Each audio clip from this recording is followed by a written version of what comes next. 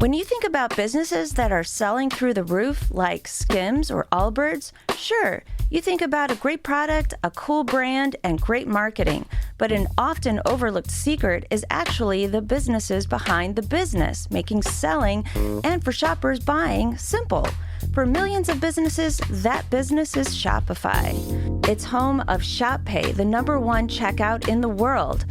You can use it to boost conversions up to 50%, meaning way less carts going abandoned and way more sales going through to checkout. Upgrade your business and get the same checkout Allbirds uses. Sign up for your $1 per month trial period at shopify.com/income, all lowercase.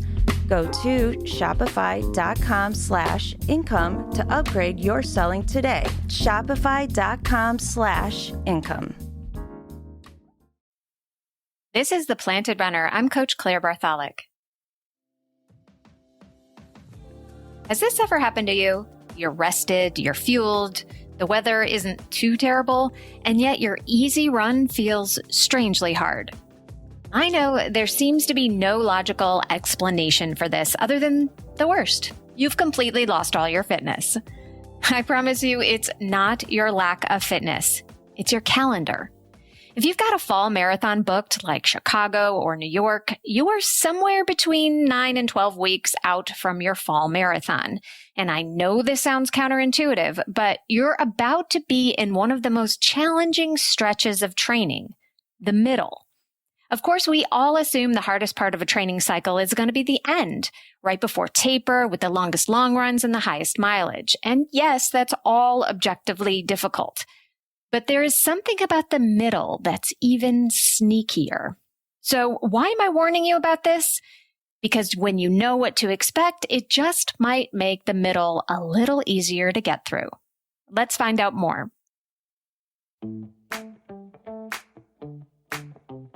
Welcome to The Planted Runner. I'm Coach Claire Bartholic, and my mission is to help you improve your running, your mindset, and your life with science-backed training and plant-based nutrition. Today, we are talking about the part of marathon training that nobody talks about, the middle. Whether you're 9 weeks out from an early October race or 12 weeks out from something in November, you are almost there. Today, you'll learn why this phrase often feels harder than it should, what your training should actually look like during this period, and how to get through the grind without second-guessing months of good work. One thing that can definitely help immediately is taking a few moments before your run to breathe and reset. That is why I made the Readiness Reset for every runner to use for free. It is a 7-minute audio that combines guided visualization with cognitive conditioning designed to train the exact response you need when running gets hard. Get access to it for free right now at theplantedrunner.com/reset. That's theplantedrunner.com/RESET. Stick around all the way to the end of the episode for this week's Mental Strength Minute. Fortify your mind in 60 seconds or less. Here's what nobody tells you about when you sign up for a fall marathon. The beginning is the easy part. At the start of a training block, everything feels good. You're fresh, you're committed, and race day is far enough away that it still feels exciting instead of intimidating. Closer to race day, taper gives you a light at the end of the tunnel, and the adrenaline of the race itself carries you the rest of the way. When you're in the middle, it's like that tunnel. You are just as far in as you are out, and there's no light in sight. In the middle, the mileage is real. The long runs are long enough to take up your whole Saturday morning. The workouts are specific and demanding. And the finish line is still far enough away that it doesn't feel close, but you're too deep in to remember what it felt like when all of this seemed manageable. This is the part of the cycle where motivation runs out before fitness does. You still have weeks of hard training ahead of you, and the only thing carrying you through it is a decision you made months ago, back when fall felt very far away. The runners who tend to struggle most in this phase aren't necessarily undertrained. They're the ones who expected training to keep feeling the way it did in week 2. And they start thinking that every off run is a sign that something's wrong. It's not. It's just the middle. Knowing and expecting this phase to be harder is actually the first step in making it easier. When you know the slump is coming, a rough week stops being a red flag and starts being right on schedule. I'll walk you through exactly what your training should look like this month right after this. We all know that perimenopause is to blame for a lot of sleepless nights. But what if something else is going on, like the air you're breathing while you sleep? That's what made me try Air Doctor, and now I use it before bedtime every night. I turn it on and it's whisper quiet, so it's like gentle white noise, and the air feels clean almost instantly. I've genuinely had some of the best sleep of my life since, and I'm in perimenopause. Air Doctor's 3-stage filtration captures particles up to 100 times smaller than most purifiers can catch. Dust, pollen, mold, pet dander, wildfire smoke, bacteria, viruses, odors, and VOCs. It runs on auto mode 24/7 and even reminds you when to change the filter. 98% of customers say their home's air feels cleaner and healthier. Air Doctor won Newsweek's Reader's Choice Award for Best Air Purifier. Head to airdoctorpro.com and use promo code PLANTEDRUNNER and get $300 off any of their select Air Doctor models. Plus, you'll get a 3-year warranty absolutely free. All Air Doctor air purifiers come with a 30-day money-back guarantee. And get this exclusive podcast-only offer now at airdoctorpro.com, airdoctorpro.com, using promo code PLANTEDRUNNER. Welcome back to the Planted Runner. I'm Coach Claire Bartholic. So, if the middle of your build is supposed to feel hard, what exactly should you be doing with it? If you're in the thick of marathon-specific training right now, you are almost certainly overdue for a down week. I like to treat this as a true deload or cutback week, not a week off, just a week where you let the training settle in a bit instead of piling more onto it. Trim the long run down to 8 or 10 miles for most runners, or up to 12 miles for more advanced runners.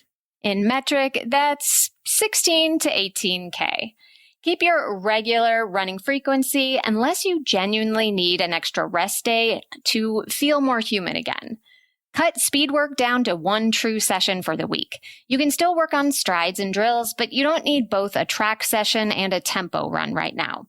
By the end of that week, you should feel noticeably more rejuvenated and ready for the next stretch of the build.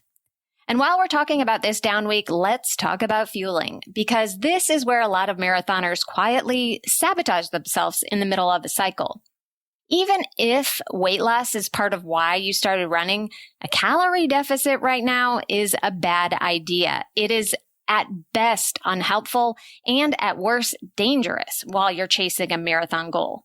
Pick one priority and don't try to run a marathon and lose weight in the same season.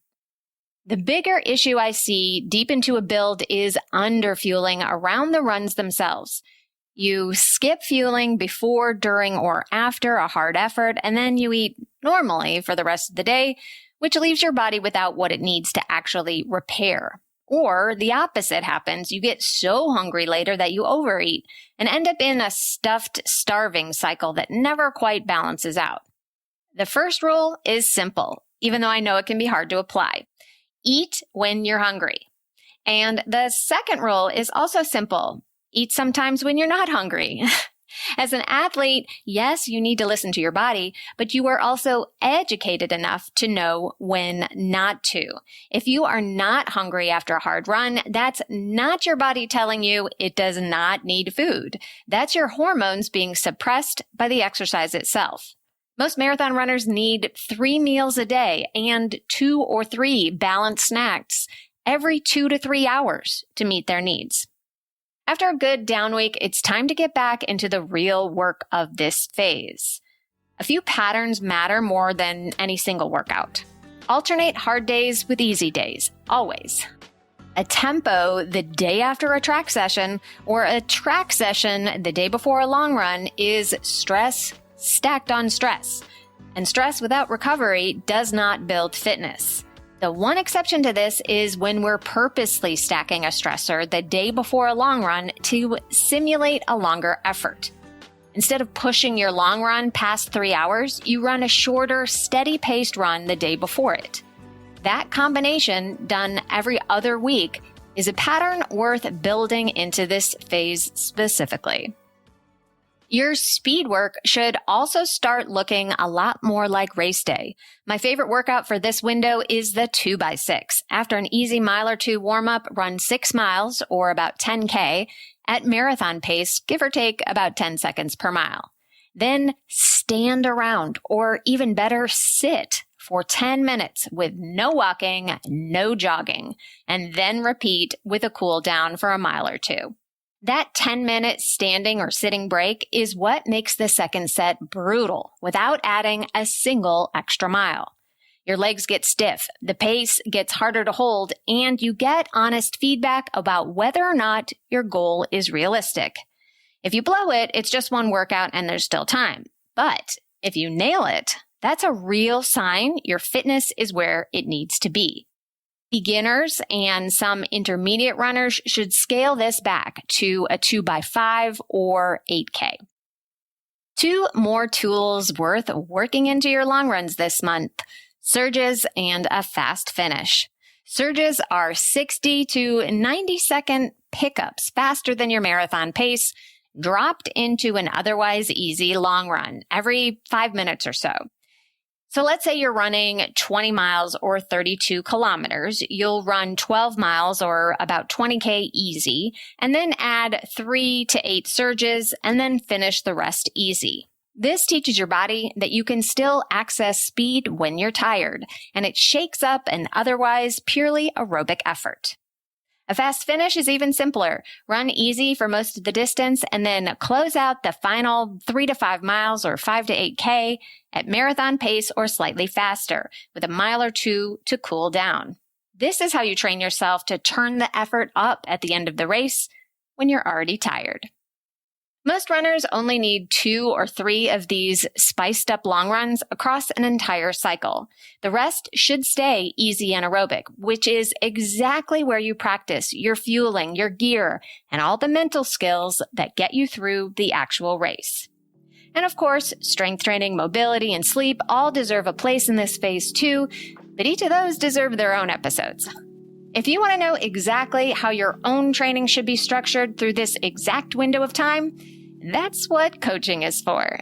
You can learn more about working with me at theplantedrunner.com/start. And now it's time for the Mental Strength Minute. Fortify your mind in 60 seconds or less. Today's topic is beware the middle. The toughest part of a race or a training block should be the end, but it's not. It's the middle. The beginning feels good because you're fresh and just getting started, so you go out strong. The end brings its own relief because the finish is close, so you find another gear. It's the middle that quietly wears you down. You still have a long way to go, and that's exactly when your resolve starts to shake. The best way to get through a slump is to expect it before it arrives. Save a little something back early, whether that's energy in a race or motivation in a training block, so you have it in reserve for the middle. Expecting that stretch to be tougher can actually make it feel easier when it shows up. You won't avoid the grind of the middle miles entirely, but preparing for them and expecting them makes them a lot easier to get through. Thank you for listening to The Planted Runner, part of the Evergreen Podcast Network. Don't forget that you can enter to win a free custom training plan for your next race and get featured on the show. Just write an Apple Podcast review and enter at theplantedrunner.com/PRLab. Of course, reviews are the #1 way to boost this show's reach, and it's a great way to tell me what you'd like to hear next because I read every single one. Have a great run today.